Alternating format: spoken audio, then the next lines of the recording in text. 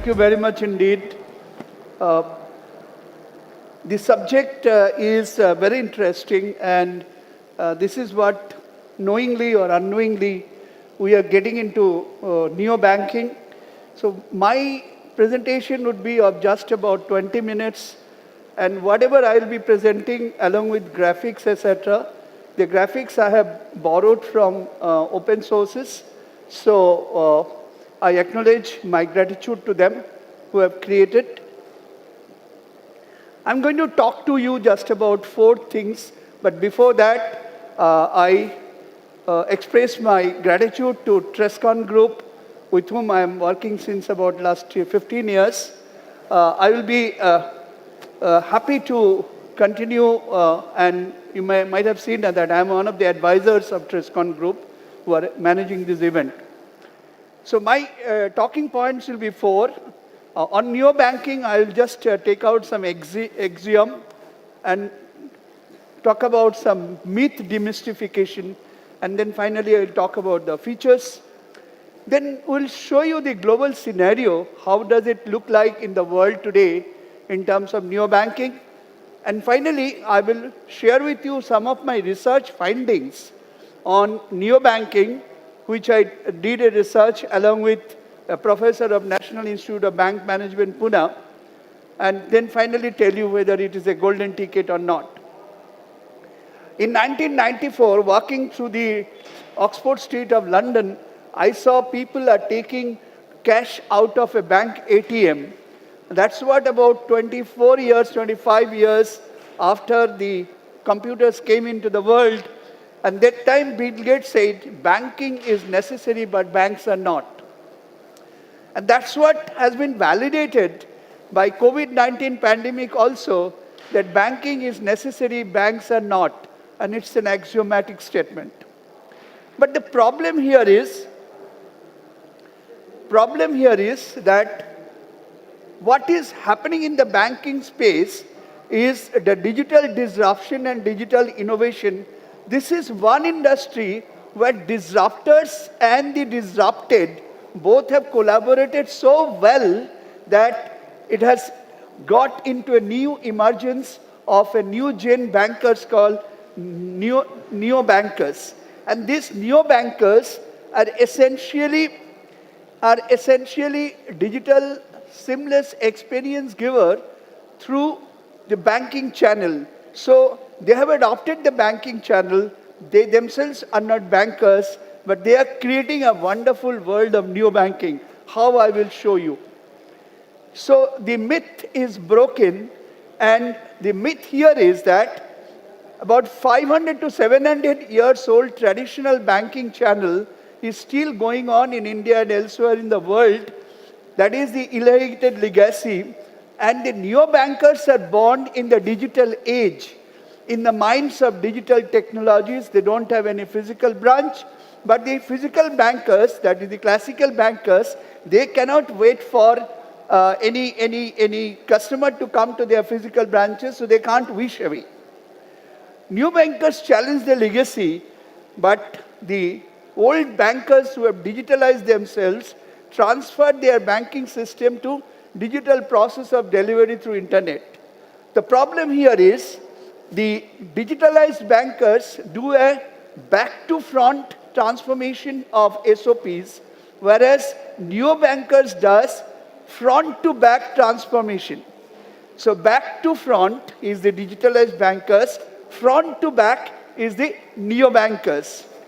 The neo-bankers are doing this for minimized cost, because Indian bankers depend on interest earnings only and very expensive process, whereas neo-bankers are essentially digital bankers.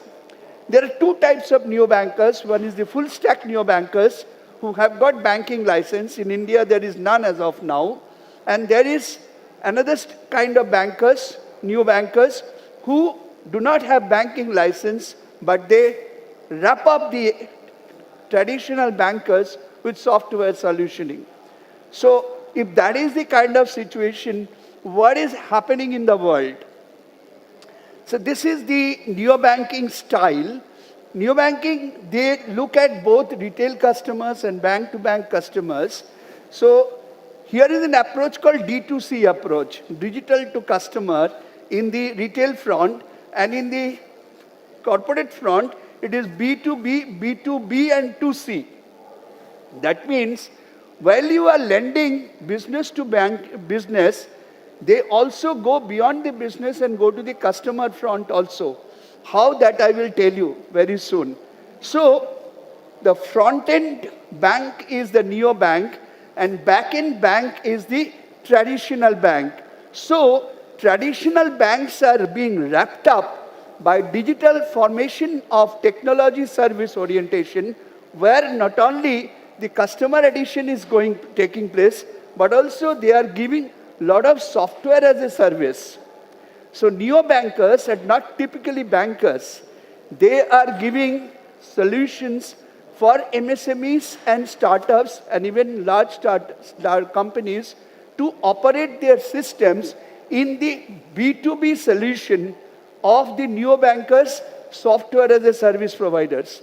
So neo-bankers is a house where you don't get only banking solution, but you get your business solutions given as a software as a service provider. Okay, how do they do it? Look at this graph. On the left-hand side, you have the neo-banking position. The top point here is transaction monitoring and compliance. That is something one cannot compromise.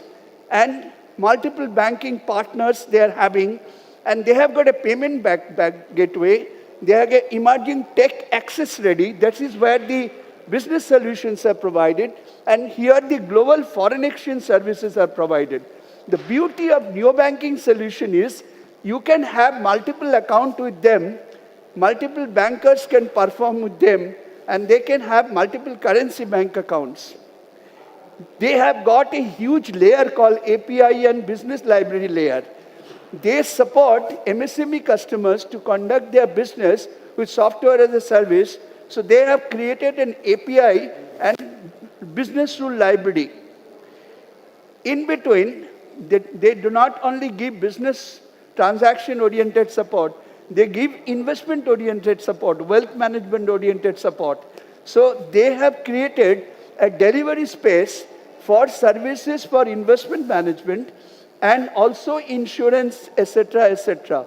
Finally, they have the omni-channel payment processing, which is called Payment Bankers of India. Payment banking system is in India has almost been taken over by neo-bankers, and this is the layer, customized layer, where they are providing software as a solution to various banks. You might have heard one advertisement from ICICI Bank where MSMEs can come, access the software, open their account there, manage their working capital, manage their payments, manage their receivables, etc. So neo-banking is a comprehensive solution management for not only banking and banking-related back-end operations, which the customers so long used to do in their ERP system. So that's the beauty of neo-banker, and this neo-banking system is wrapping up the traditional banking system of only lending. Okay, now what is happening in the world? The fastest growing neo-banking nation is Brazil, then India. 26% of Indian population is already having neo-banking account, and next is Ireland. That is in terms of largest operation. And in terms of growing, first is growing Philippines, Mexico, and Portugal.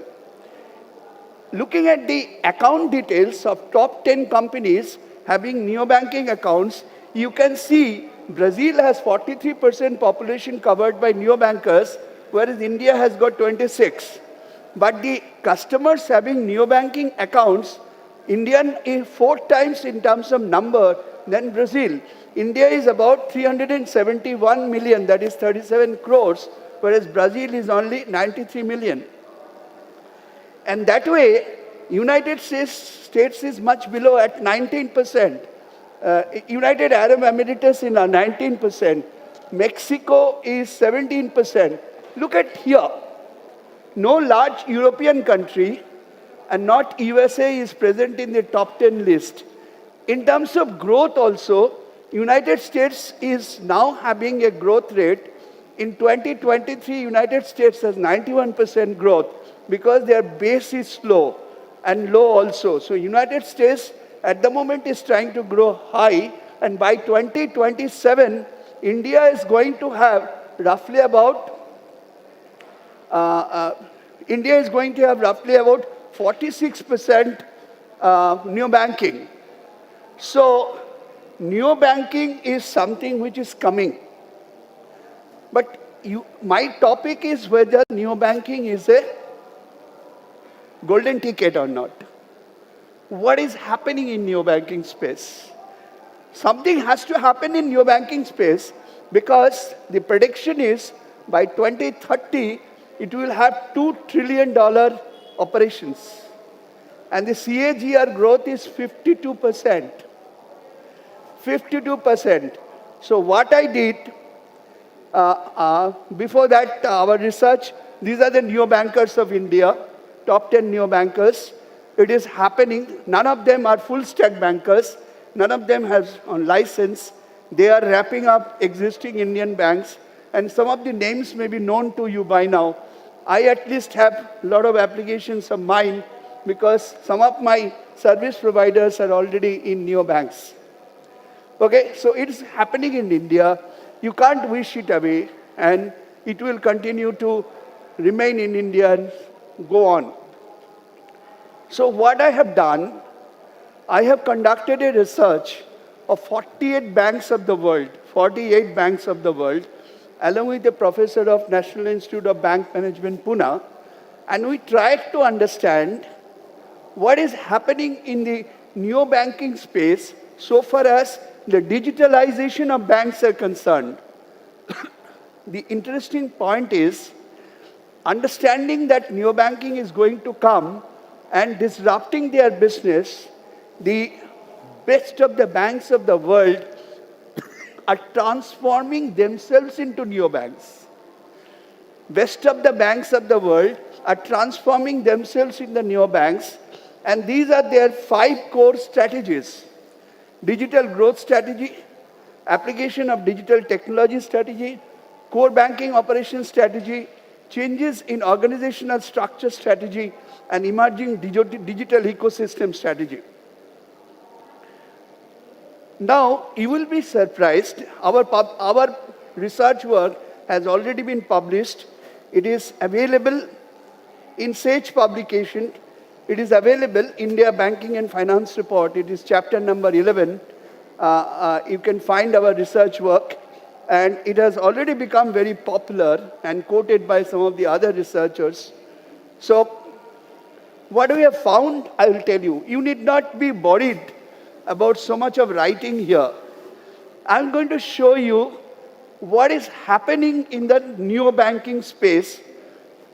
I'm trying to say how the monolithic existing traditional bankers who have turned themselves to digitalized bankers are now getting into neo banking space, keeping their existing organization same but transforming them not only digitally, but also strategically, and with a change management of turning them into a digitalized banker in the form of neo-banking services. So, the digital vision was build leadership position in digital banking.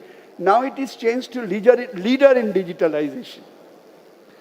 Digital mission is now digital empowerment of millions. Think of this word, digital empowerment of millions. It does mean traditional bankers who originally thought that we will empower ourselves with digital technology, now they are trying to empower you as a customer with digitalization. Got it, na? So that is where their difference is coming. And in the terms of digital strategy, streamline and automate operations. So they are getting into robotic process automation in a big way. Human interventions are being reduced, and they are taking the benefit of startup entities instead of neobankers getting wrapped up.